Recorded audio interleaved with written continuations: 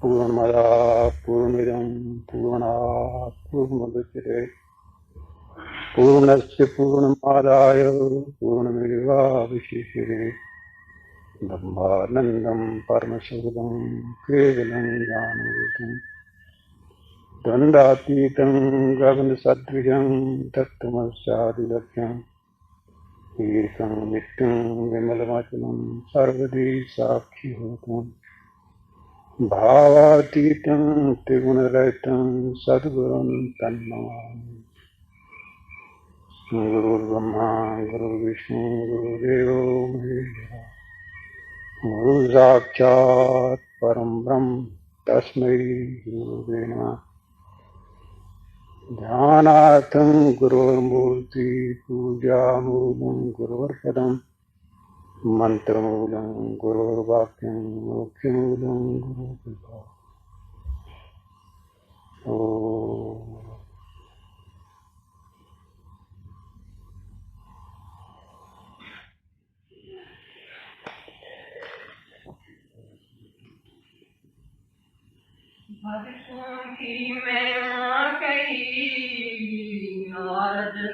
भगवान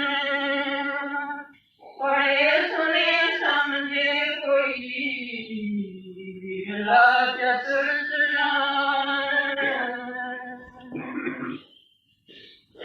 तो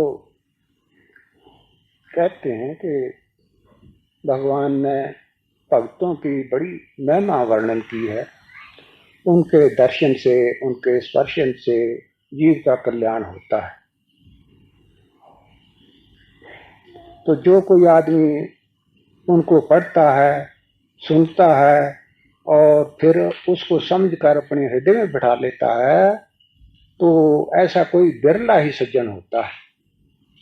नहीं तो आम एक कान से सुना, दूसरे कान से निकाल दिया।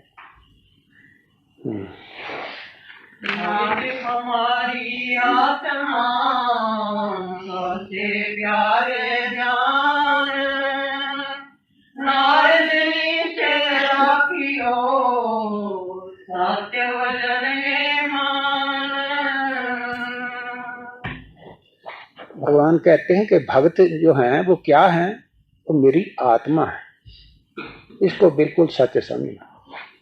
तो ठीक ही है, भगवान तो कहते हैं संत महात्मा भी जो उस परम गति को प्राप्त हो जाते हैं और मनुष्य शरीर में रहते हैं, तब उनका शेष जीवन जो होता है वो जीवों के कल्याण करने में ही सारा लगता है।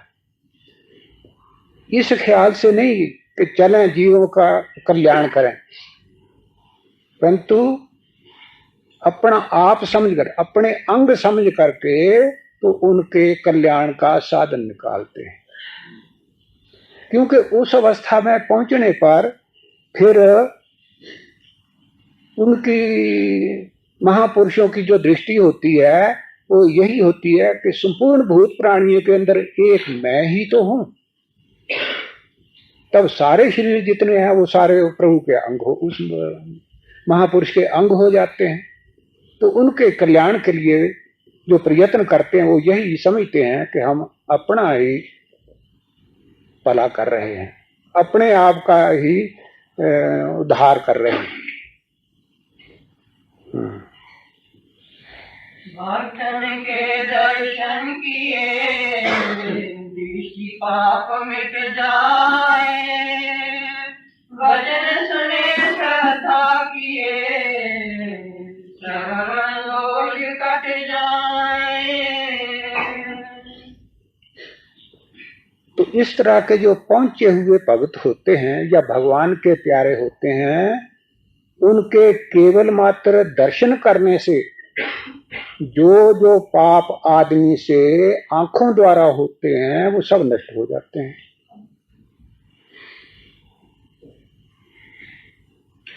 जितनी इंद्रियां हैं, इन सब इंद्रियों से पुण्य भी होता है और पाप भी होता है। तब आंखों द्वारा जो पाप होते हैं वो उन महापुरुषों के, संतों के दर्शन करने से नष्ट हो जाते हैं। वचन सुने, श्रद्धा किए, श्रवण दोष मिट जाएं।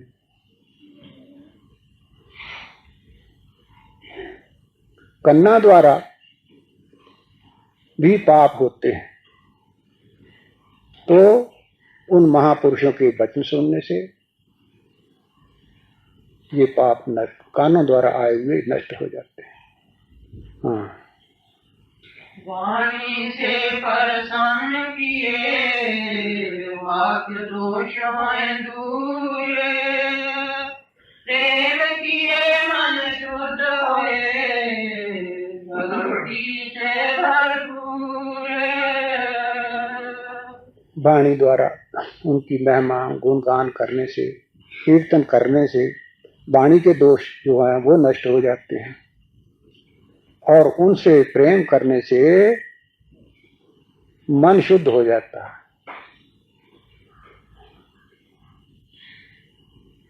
और उन भक्ति करने से भरपूर हो जाता है, अर्थात सारे दोष मिट जाते हैं और अंतर आत्मा का प्रकाश हो जाता है। सच्ची भक्ति प्रभु की बसे चित्त के माए, जन्म मरण बंधन कटे आवागमन मिटाए। इस प्रकार इंद्रियों द्वारा जितने पाप हो नष्ट हो जाते हैं, तो क्या होता है, चित्त शुद्धि हो जाती है और उसका चित्त प्रभु के चरणों में लगने के काबिल हो जाता है। प्रभु के चरणों में लग गया तो समझ लो उसी वक्त जन्म मरण से छुट्टी मिल गई। जन्म हुआ संसार में तो बस फिर दुखों का अंत नहीं, जन्म के बाद ही दुख आते हैं। तो इस संसार में पैदा होना ही दुखों को लाना है।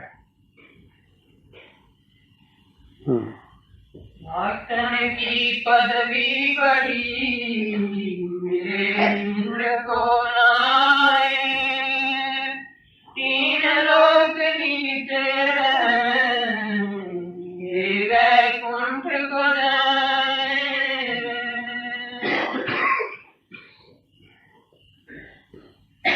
तो ये जो भक्ति का दर्जा है ये इतना बड़ा है कि स्वर्ग का जो राजा इंद्र है उसकी पदवी से ये बहुत बड़ा है।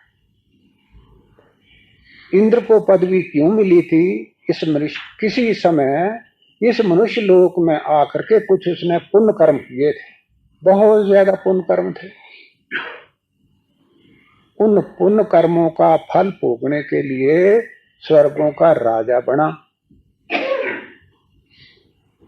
तब आप लोगों को ये मालूम होगा कि स्वर्गलोक में कौन जाते हैं? वही जिन्होंने पुण्य कर्म किए होते हैं। तो कोई पुण्य कर्म ऐसा है नहीं जो हमेशा ही उसके सुख को बनाए रखे। जो स्वर्गों में जाता है वो हटकर फिर उसको वापस इसी लोक में आना पड़ता है। क्षीणे पुण्य मर्त्य लोकम विशंति, वहां जाकर पुण्यों का फल भोग लिया, वो खत्म हो गए और फिर मनुष्य शरीर में। लेकिन भक्त चाहे पहली जमात में क्यों ना हो, उसका मुंह प्रभु की तरफ हो चुका है, वो जाएगा और उसी तरफ जाएगा।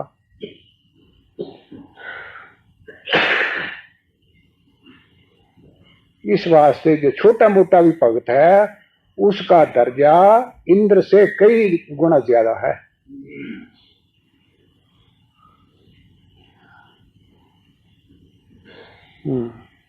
मोक्ष कामना त्याग कर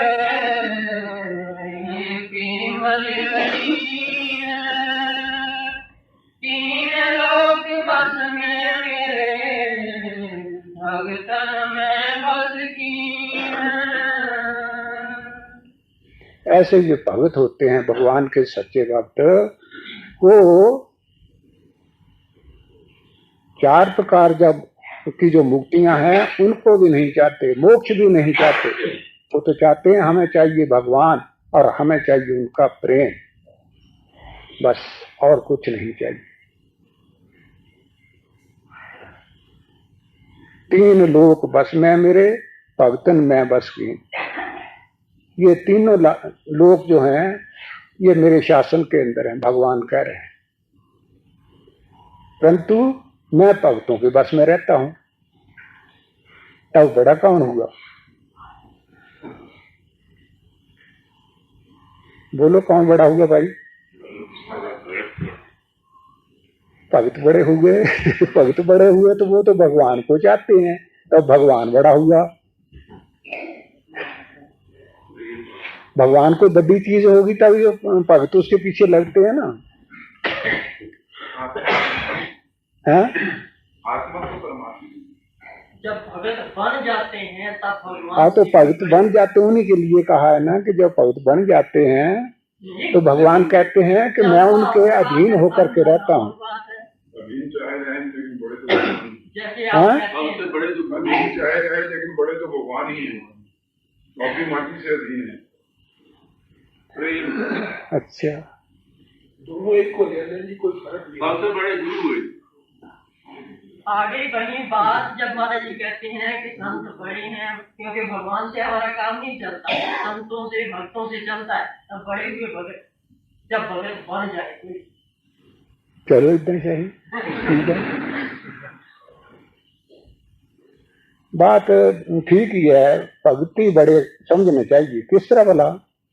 तो इस विचार से कि भगवान का पता किसने दिया?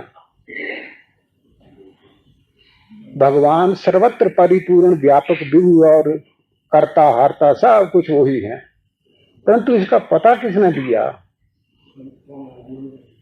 तो बस फिर वो उन्हीं को ही समझा जाना चाहिए। और फिर जब विचार दृष्टि से देखेंगे तो उन भक्तों में और भगवान में अंतर भी क्या है? फर्क तो है तो सिर्फ इस बात में है कि ये सरगुण है, वो निर्गुण है। जो बात डेली ब्रॉडकास्ट की जाती है वही यहां आकर रेडियो से सुनी जाती है, दूर फासले पर बैठे हुए। जो वहां बोली जाती है वो यहां आकर के सुनी जाती है।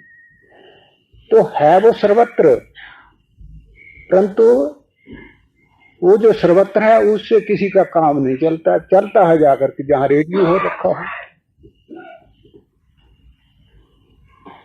इसी तरह परमात्मा सर्वत्र व्यापक है, लेकिन जहां उसका ज़ुहूर है वहां उसी से काम सिद्ध होता है। सर्वत्र से जो सर्वत्र व्यापक है उससे नहीं होता। फिर आप ही निश्चय करो कौन बड़ा हुआ।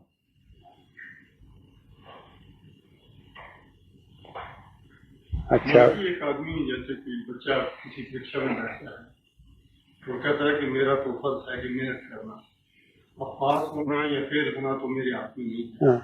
एक भगत है वो अपना सिमरन में रहता है, सिमरन करता है, अब भगवान मिले या ना मिले इसकी भी इच्छा नहीं करता, तो उसका क्या होता?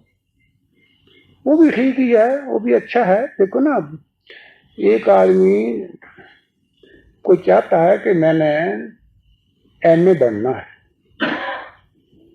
तो उस रास्ते पर जाए, का खा गा सीखने लग जाए तो उस लाइन पर पड़ गया है, आखिर एमए होकर रहेगा।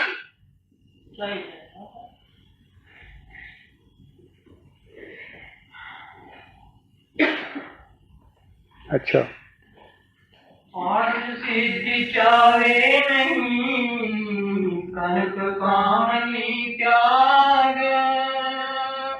जो सिमरन को सदा ध्यान रखना के भाग।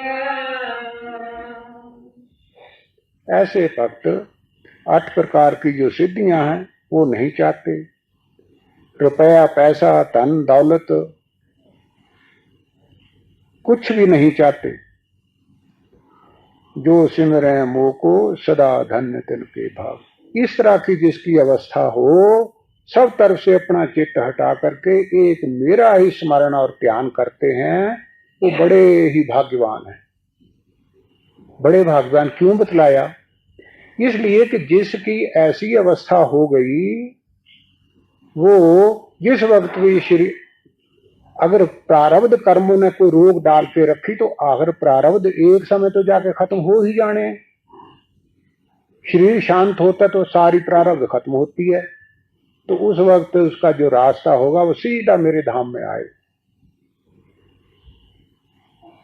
पर इतना जब हो जाए तो क्या संसार की किसी भी वस्तु में उसकी कामना न रह जाए, तब इसके लिए सदा आपको बतलाया हुआ अपने मन से पूछते रहना चाहिए, तुम्हें क्या चाहिए? तब सदा अंदर से यही आवाज चाहिए, मुझे कुछ नहीं चाहिए, मुझे एक प्रभु चाहिए। प्रभु चाहिए ये कहो या ना कहो, मुझे कुछ नहीं चाहिए, बस इतना काफी। ऐसा करने से क्या होगा? नया कोई कर्म नहीं बनेगा। नया कर्म बना नहीं तो फिर उसको मार्ग को दूसरा रहता ही नहीं, स्वाय प्रभु के धाम को।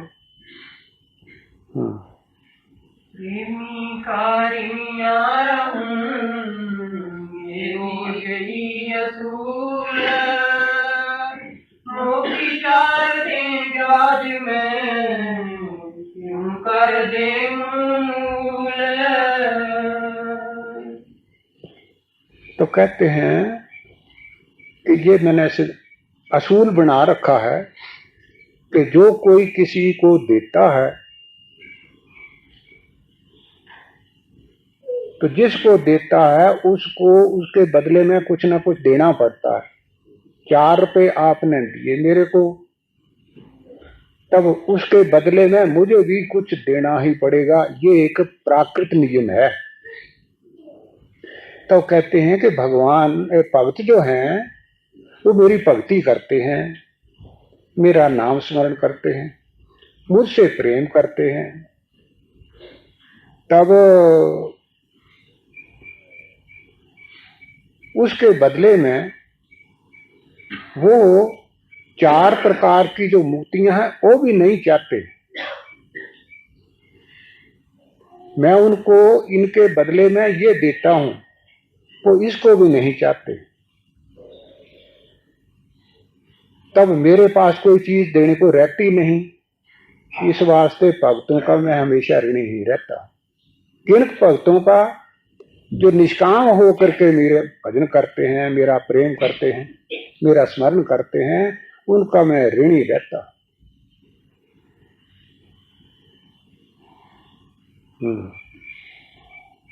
भक्त हेतु सब कुछ करूं, देखो हमारो ने, निर्गुण से सरगुण बनूं, धार पशु की दे। तो कहते हैं मैं भक्तों के लिए सब कुछ करता हूं, सदा उनके पीछे पीछे रहता हूं कि किस समय इसको किस चीज की जरूरत पड़ती है और मैं दूं उसको। परंतु भक्त हैं वो किसी चीज की परवाह ही नहीं करते। इसके अलावा निर्गुण से सगुण बनूं, धार पशु की दे।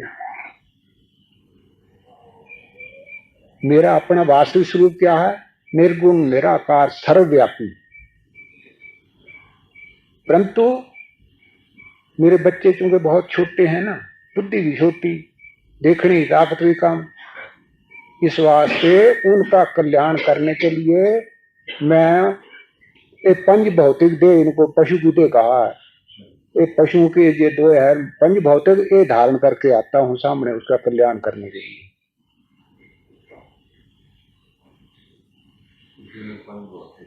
हाँ, पंच भौतिक। इसको आसानी से जीव पकड़ सकता है, तो अपने भक्तों के लिए मुझे क्या नहीं करना पड़ता।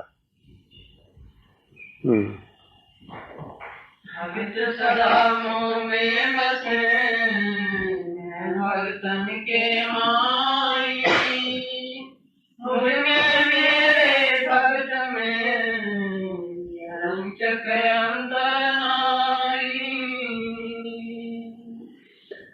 ऐसे प्रेमी भक्तों का सदा वास मेरे में होता है, और मैं जो सर्वव्यापी हूं तो उनके अंदर भी मैं ही हूं, वो मुझे में रहते हैं।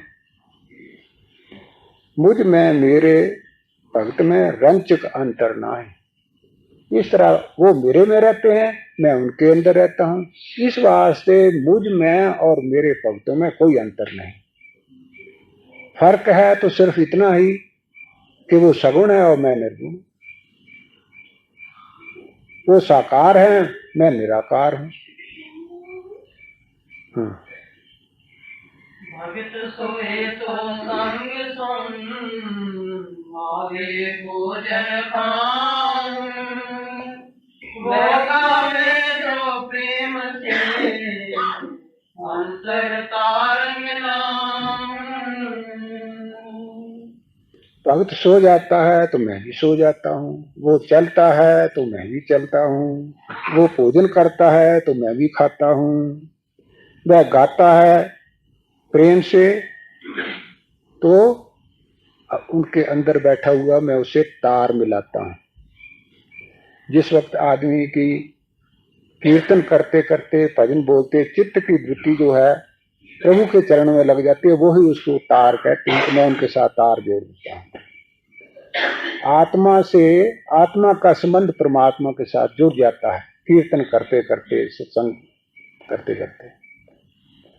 तो उसी के लिए कह रहे हैं एक में है तो साडा परमात्मा और है क्या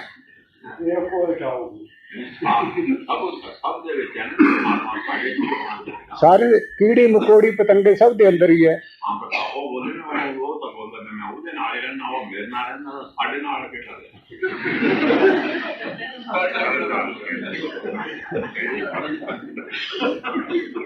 ਤੁਹਾਡੀ ਗਿਣਤੀ ਕਾਹਦੇ ਵਿੱਚ ਹੈ? ਤੁਹਾਡੀ ਗਿਣਤੀ ਕਾਹਦੇ ਵਿੱਚ ਹੈ?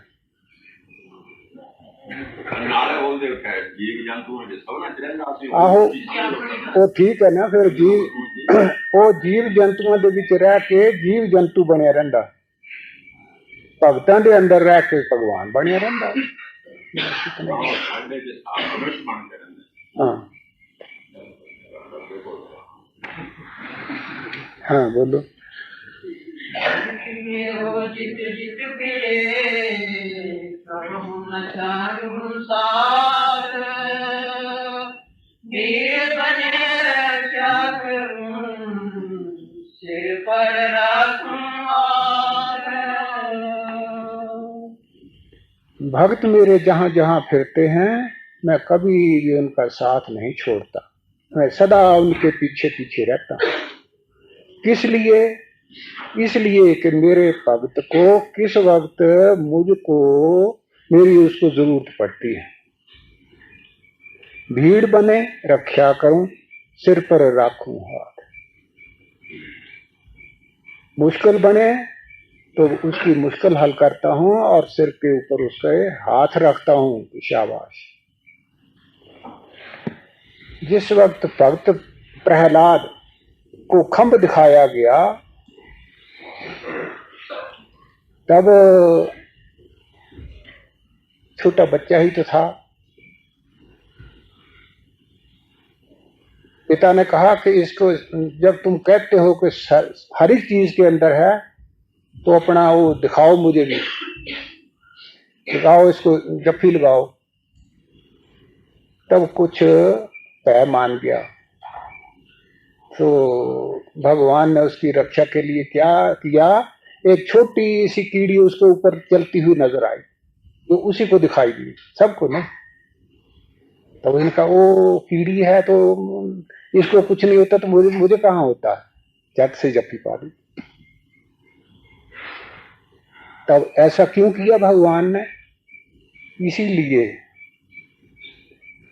कि उसका भक्त कुछ गिरता जा रहा था, बचा लिया। नामदेव और श्री ज्ञानेश्वर महाराज वो ज्ञानी थे और ये भक्त था नामदेव। एक दफा ज्ञानेश्वर महाराज नामदेव को लेकर देशाटन करने के लिए निकले दूर दूर तीर्थों पर गए, वापस जिस वक्त आने लगे तब रास्ते में बड़ी धूप पड़ रही थी, उनको प्यास बड़ी लगी। शायद बीकानेर का इलाका था या कहाँ का था, है बीकानेर ही था शायद। तो वहां एक बड़ा गहरा कुआं था, उस कुएं में पानी था, वो बहुत दूर था। अब उनके पास साधन कुछ नहीं था, पानी निकालें तो कैसे, आदमी कोई था नहीं वहां, प्यास लगी हुई थी। तब ज्ञानेश्वर महाराज, क्योंकि ये योगी थे, इन्होंने अपनी योग सिद्धि से अपना एक छोटा सा रूप बनाया और कुएं में उतर के तो पानी पिया और वापस आ गए। तब ज्ञानेश्वर महाराज कहने लगे, प्यास तो आपको भी लगी हुई है, तो चलो मैं आपको ले चलता हूं। उन्होंने कहा नहीं महाराज, मुझे नहीं चाहिए, मुझे जरूरत होगी तो मेरे जरूरत वाला साथ ही है। कहने की देर थी कि वही पानी जो गहरा जाकर नीचे से पी के आया था अपनी सिद्धि के बल से, वही पानी उस कुएं के ऊपर से होकर के बहने लगा।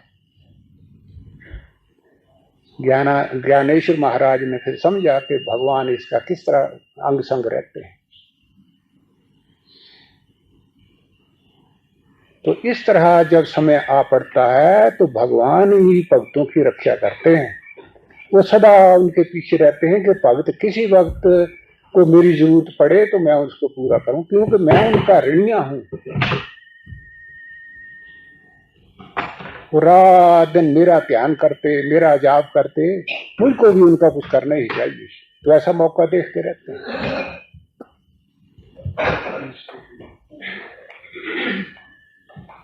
बस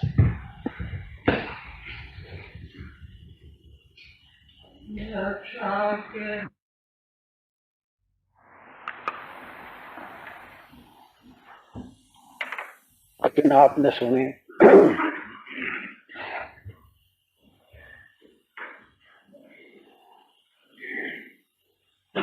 उनको सुन करके तो किसी के दिल में कोई शंका पैदा हुई तो वो रखनी चाहिए। कोई नहीं बोल रहा,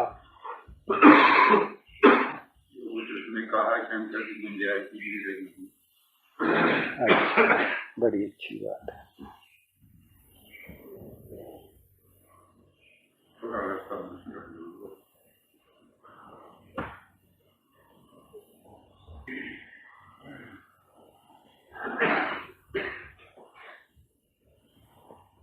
एक सवाल मेरा वो ये आपने कल जिन्हें तुम स्कूल दसते है अगर उन्होंने कोई चलता है क्या वो उस अवस्था में पहुंच सकता है जी आत्मा मतलब ध्यान तो परे जी अवस्था दसिया उस अवस्था तक पहुंच सकता है व्यक्ति?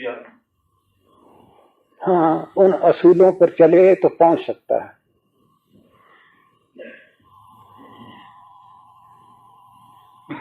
और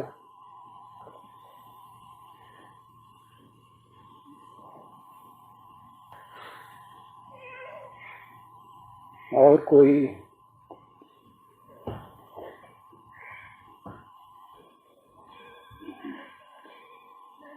कल किसी ने कुछ सवाल किया था तो मैंने कहा था उसका जवाब कल मिलेगा, आज समय नहीं रहा। वो भी गुम हो गया।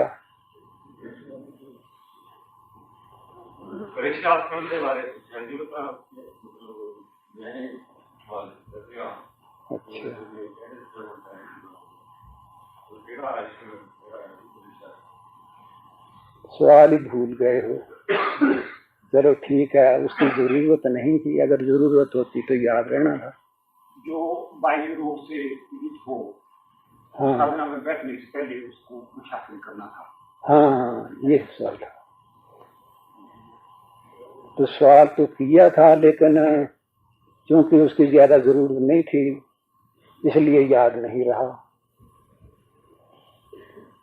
आलस, निद्रा, तंद्रा और आजकल मेरे ख्याल में 90% आदमी कब्ज की शिकायत रखते हैं। उनके लिए मैं बतलाया था कि वृक्षासन जो है ये बड़ी अच्छी चीज है, इससे सारे दोष दूर हो जाते। साधन बैठने से पहले अगर 5-10 मिनट ये आसन कर ले तो सारी शिकायत दूर हो जाती है।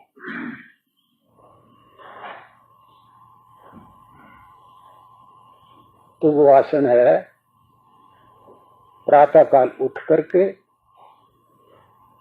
तो सीधे खड़े हो जाओ और दोनों हाथ ऊपर छत की तरफ जोर से खींच करके करो, जैसा कोई छत को छू रहा। और श्वासों के साथ 1, 2, 3, 4 इस तरह 100 तक गिनते जाओ। जब 100 पूरे हो जाएं तब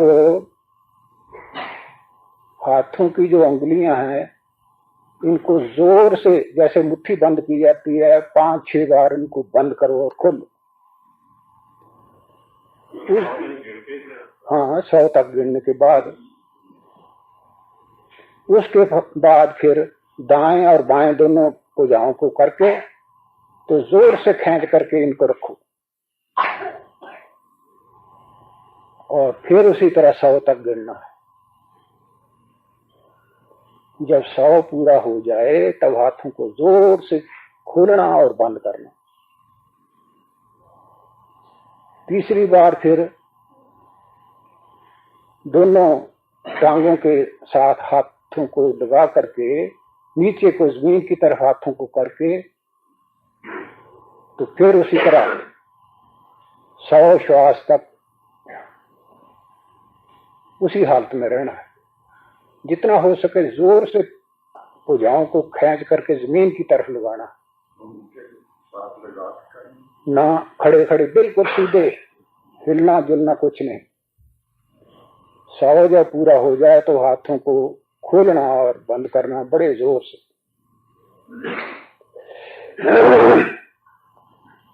3 हो गया। चौथे, एक हाथ फैला करके दूसरे हाथ से दूसरा हाथ कंधे की तरफ कंधे के साथ लगाना और फिर उसके बाद दायां हाथ फैलाना और बायां हाथ कंधे के साथ लगाना और 1, 2, 3, 4 इस तरह गिनते जाना। 100 बार इसी तरह करना है। चौथी हालत में हाथ एकदम ऊपर ले जाना और फिर एकदम नीचे ले आना, सीधी पोजीशन में खड़े हो जाना। ये 1 हो गया। फिर इसी तरह 2, 3, 4 100 बार इस तरह करना। बस ये 4 ही पोजीशन है। इतनी आपके लिए काफी है। इतना करते करते आप देखेंगे पेट की हवा भी खारिज हो जाएगी, आलस निद्रा भी नहीं रहेगी और पखाना उसी वक्त आ जाता है।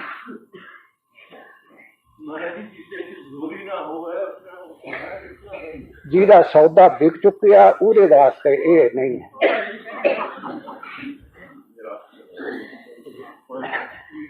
उसके वास्ते नहीं।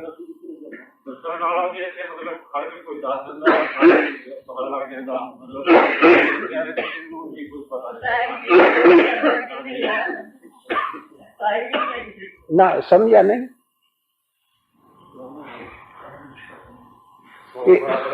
देख मैं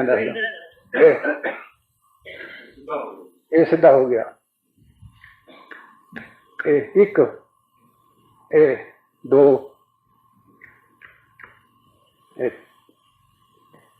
3 इस तरह। बस क्या है। उस वक्त तो इसको बोझ समझ करके करते थे, लेकिन अब अवस्था जरा वो आती जाती दूसरी तरफ की। इस वास्ते अब इसकी जरूरत पड़ गई है। कब्ज तो आपको भी रहती होगी, पेट में हवा भी रोकती है। यही वजह है कि जब बैड टी नहीं टट्टी टी कहते हैं उसमें, तो उसके बगैर खाना ही नहीं आता। तब याद रखो, ये जो इस तरह की चाय पीना और इस तरह का सहारा लेना है, ये बहुत बड़े रोगों का कारण है।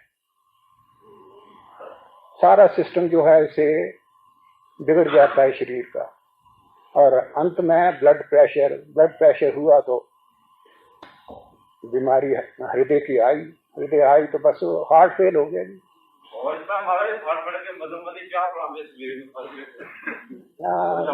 तो बीमारी जी है ना, जैसे प्लेग दी या कोई हैवी दी पैंदी होंगी तो फिर एक थोड़ी वो सारे फैल जाती है।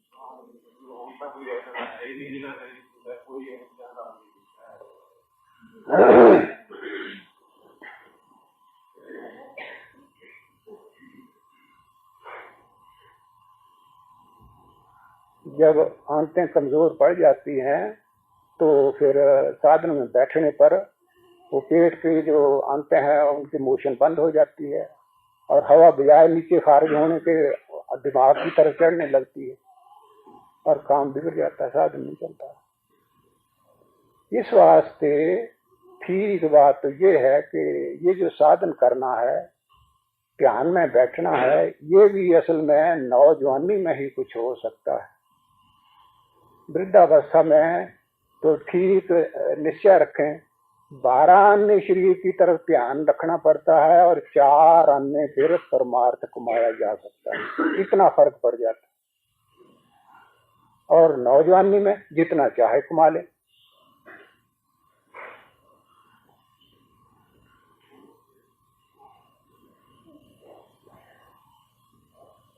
अच्छा, और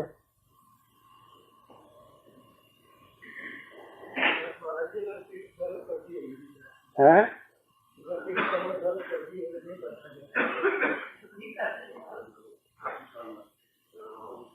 उसके वास्ते फिर सीधे लेट के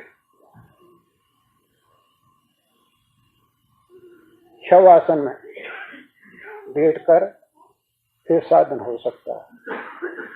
परंतु इसमें भी एक दोष है, वो ये कि जिस जगह पर ध्यान टिकाया जाता है उस जगह पर प्राण जाता है, और प्राण के साथ ही सारे शरीर का खून जाता है, वो पहुंचता है दिमाग में। उसको हटके आने में बड़ी मुश्किल हो जाती है। नतीजा क्या होता है? सिर गर्म हो जाता है, और सिर गर्म होना ये अच्छी निशानी नहीं है। इस वास्ते इस आसन को ज्यादा नहीं करना चाहिए। ज्यादा से ज्यादा आध घंटा, और इतना काफी होता है। और सिर के नीचे कोई नरम कपड़ा रखना चाहिए, सराहना नहीं रखना चाहिए।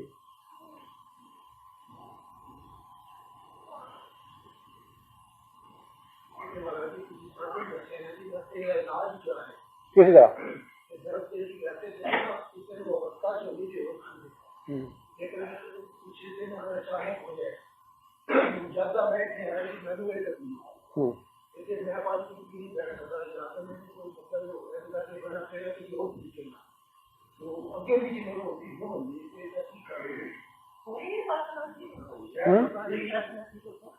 वृक्षासन से बड़ा फायदा पहुंचता। कमर दर्द के लिए वृक्षासन बड़ा अच्छा है। और हैं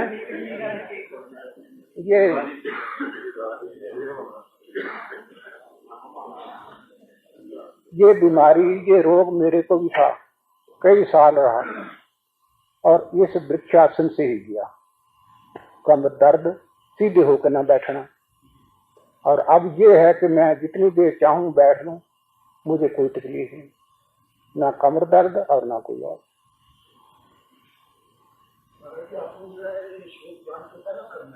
हाँ, शोध जाने से पहले। जल्दी आ जाए बाद में करते। हाँ, अगर किसी को जल्दी आ जाए तब तो चला जाए फिर बाद से ही, लेकिन आम तो खाना जाने से पहले होता है।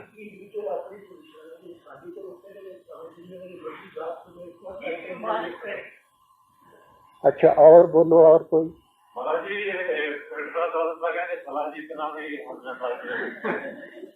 ये इस किस्म के सवाल नहीं करने चाहिए देशों आपके ऊपर। ये कोई बीमारियां इलाज थोड़ा चल रहा है, परमारथ की कोई गल करो।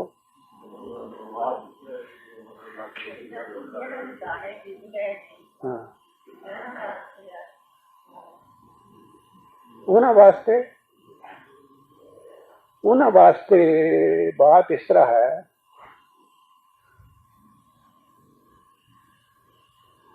कि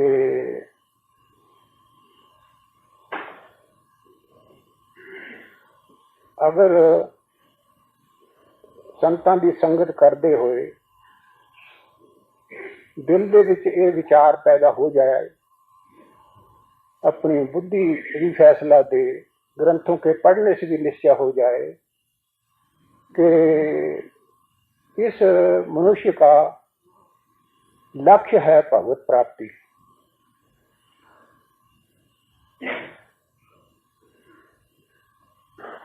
ये 16 में निश्चय हो जाए, तो फिर चाहे वृद्धावस्था हो चाहे कोई हो, इस अवस्था में ही उसका शरीर शांत हो जाए तो अहो भाग्य। ऐसा होने से क्या होगा? अंते मति सा गति।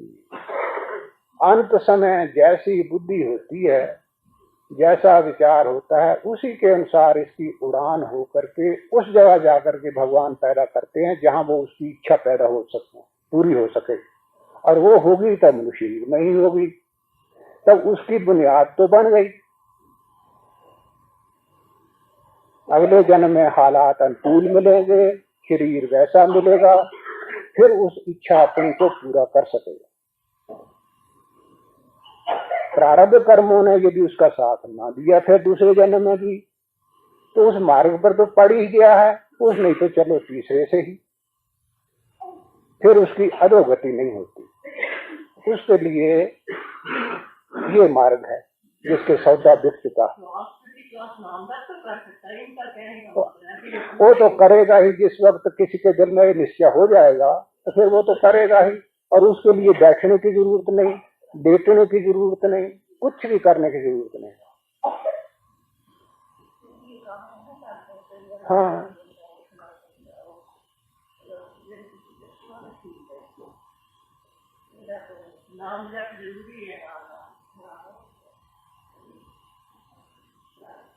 और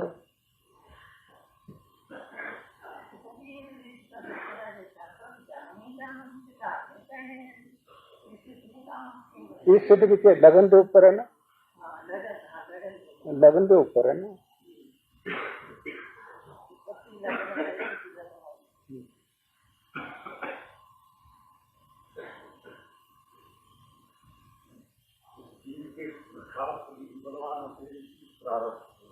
हाँ जी,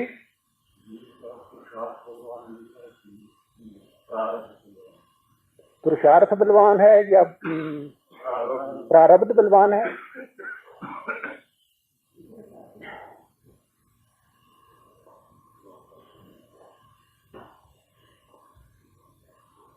कर्म कोई भी हो, उसकी एक हद होती है। किसी काम के लिए किसी आदमी ने पिछले जन्म जबरदस्त पुरुषार्थ किया,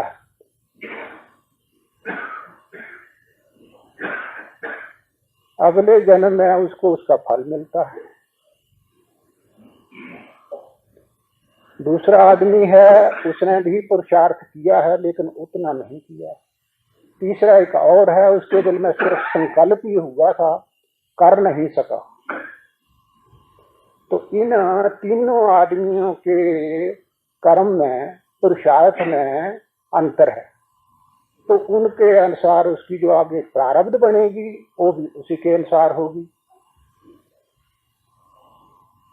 जैसा पुरुषार्थ कर रखा है ऐसा ही अगले जन्म में उसका प्रारब्ध बलवान होता है। तब अगले जन्म में अगर उसका पुरुषार्थ बलवान हो जाता है तब वो जो प्रारब्ध है वो अपना फल तो देगी, लेकिन पुरुषार्थ उसके ऊपर गालिब आ जाएगा तो वो बड़ा समझा जाएगा और वो जो है संकल्प मात्र होकर के मिट जाएगा। ये बात पक्की है कि जो जो किसी ने पुरुषार्थ किया है उसके अनुसार आगे प्रारब्ध जरूर बनेगी, परंतु उसकी कोई ताकत है। तो कई दफा पुरुषार्थ उससे बलवान हो जाता है। पुरुषार्थ बलवान हो जाता है तो वो प्रारब्ध थोड़ा सा अपना फल तो देती है लेकिन वो दब जाती है। लेकिन एक ख्याल रखो कि वो नष्ट कभी नहीं होता, चाहे थोड़ा ही अपना फल दे, फल उसका जरूर होगा, लेकिन प्रारब्ध बलवान, पुरुषार्थ बलवान होने करके उसका कोई बोझ नहीं होगा।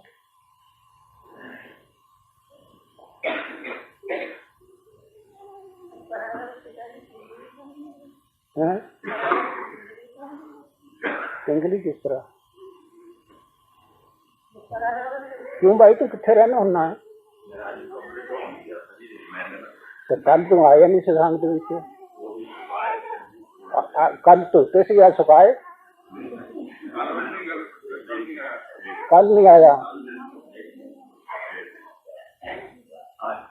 ये ठीक नहीं, जब सत्संग के विच आए हो तो सत्संग के विच आना चाहिए, बैठना चाहिए, उससे टाइम कटना चाहिए। वो कपड़े धोने वास्ते थोड़ा होता सत्संग का टाइम।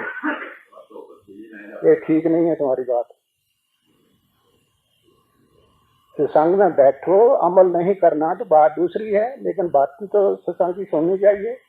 ये संस्कार हैं, पड़े हुए व्यर्थ नहीं जाएंगे। ये ठीक है कि इस समय फल ना दें, लेकिन व्यर्थ नहीं जाते। कितने दूर चल के आते हो, पैसे उठाते हो, पैसे खर्च करते हो, सत्संग के मौके बाद चले जाते हो। नहीं, ये बातें जो बहाने हैं ये ठीक नहीं है।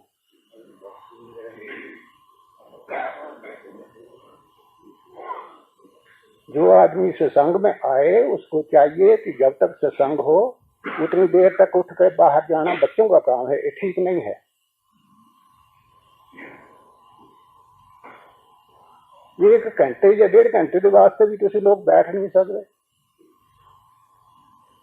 आदमी घंटा बैठे उठ के बाहर चले गए।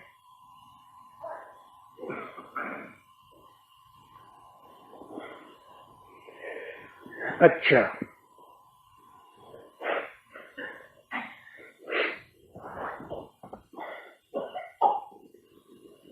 राजा भोज के समय की बात है।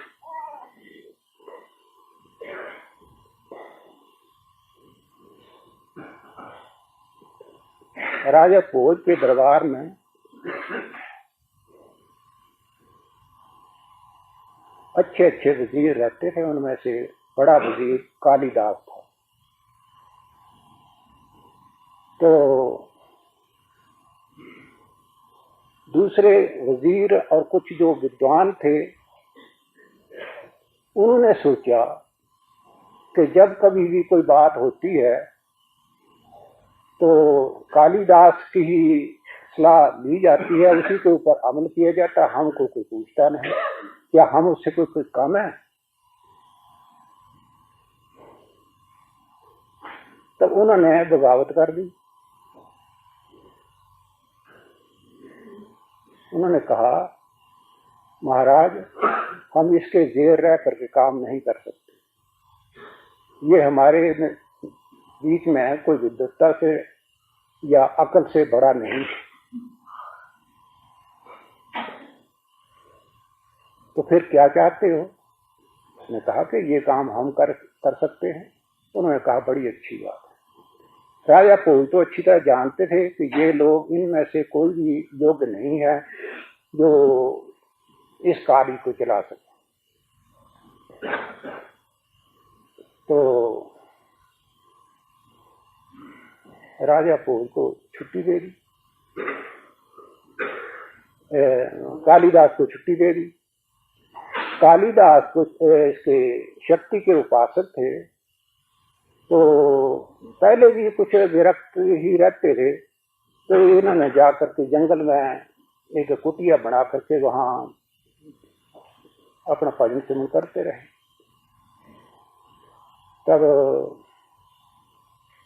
राजा भोज ने सोचा कि अब इनकी जो समझ बूझ है, ये अपने आप में ये समझते हैं कि हम बड़े समझदार हैं, तो इनको देखना चाहिए। तो उसने कहा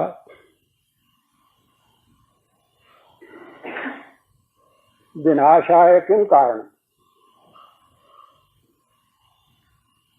सर्वनाश का कारण क्या है।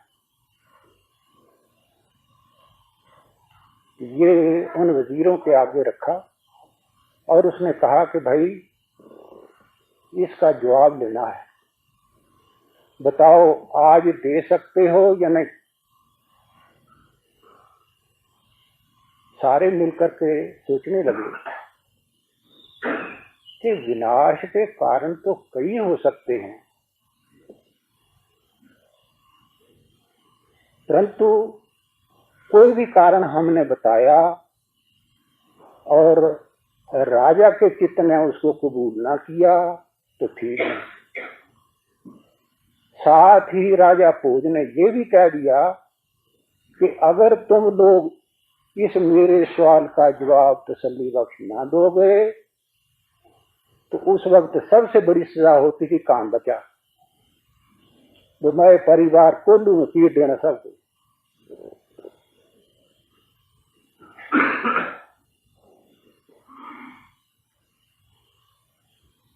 तब उन्होंने 8 दिन की अवधि मांगी कि महाराज 8 दिन के बाद हम आपको तसल्ली बख्श जवाब देंगे। बहुत अच्छा, ठीक है। अब वो प्राइवेट तौर पर वो लगे सोचने कि क्या जवाब दें। उनकी समझ में कोई जवाब ना आया। आखिर बात इस बात के ऊपर उनका जो साहस है वो टूट जाए कि यदि हमने कोई भी जवाब दिया तो राजा ने अगर कह दिया कि ये तसल्ली बख्श नहीं है तो हमारी खैर नहीं।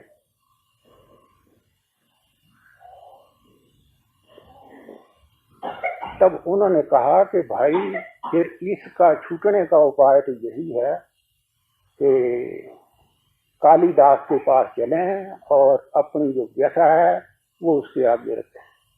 ये एक सूरत हो सकती है, क्योंकि अगर हमारे से ये सवाल का जवाब ना लिया गया तो आखिर फैसला होगा उसके विचार पर,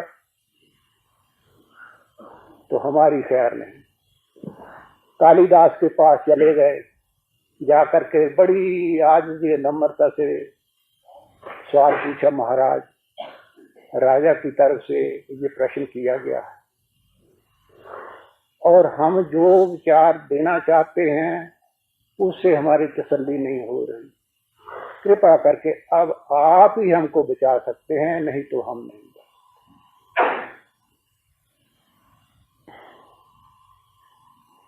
कालिदास ने सोचा समझा, सोच समझ करके जवाब दिया कि भाई ठीक है,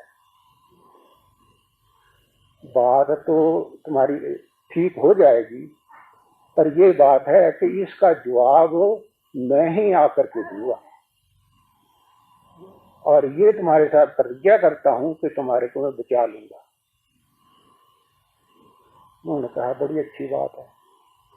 कह दिया कि फलां दिन 8वें दिन की अवधि है, 8वें दिन कचहरी जब लगी होगी तो ठीक 12 बजे मैं वहां पहुंच जाऊंगा और मैं जवाब दूंगा, तुम निश्चिंत रहो।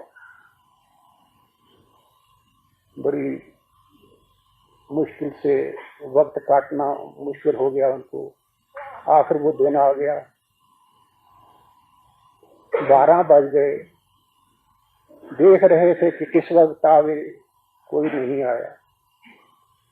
अब उनके होश के तोते उड़ गए कि ये तो हमारे साथ धोखा हुआ। बड़ी चिंता में डूबे हुए थे।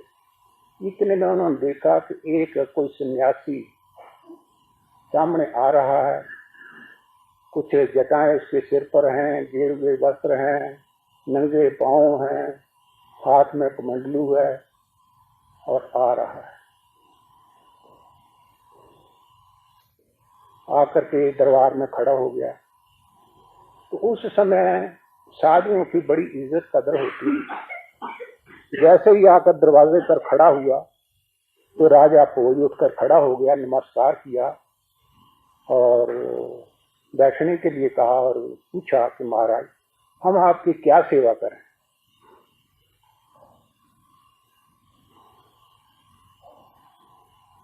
तो उसने कोई जवाब नहीं दिया। उसके हाथ में एक केले का पत्ता था, उस पत्ते के ऊपर कुछ रखा हुआ था। तो पहले उसने प्रश्न किया, महाराज ये क्या चीज है?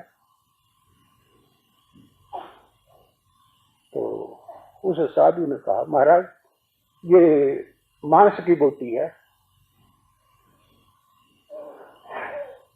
कहने लगे, राजा पूछ कहने लगा कि महाराज आप महात्मा हैं, ये क्या? आप महात्मा होकर के भी ये सेवन करें तो ये तो साधु संतों का काम नहीं है। तो उसने जवाब दिया, महाराज नहीं,